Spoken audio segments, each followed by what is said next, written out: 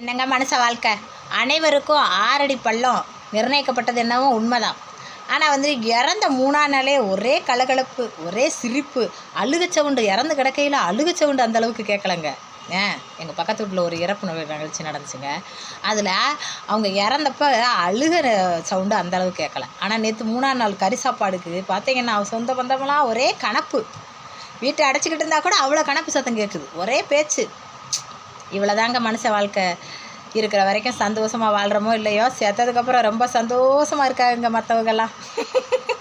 நானாக நினச்சிட்டேன். எப்படியெல்லாம் பாருங்கள் மனுஷன். நேற்று இருந்த அக்காவை இன்றைக்கி காணலை. அந்த அக்கா போகையிலையும் வரையிலையும் என்கிட்ட பேசுவாங்க அப்படின்ற வருத்தம் இருக்குது. ஆனால் இவங்க எல்லாருமே சிரிச்சிட்ருக்காங்க. கறி சாப்பாடை சாப்பிட்டுட்டு சாப்பாடு அப்படி இருக்குது இப்படி இருக்குன்னு பேசிகிட்ருக்காங்க. இதுதான் வாழ்க்கையோட முடிவா அப்படின்னு எனக்கு தோணுச்சுங்க. வெங்காயத்தை நறுக்கிக்கிட்டே வடக்கி யோசிச்சுட்டே இருந்தேன். உண்மை தானே, எல்லார் வீட்லேயும் அப்படி தானே நடக்குது. உண்மை தான்.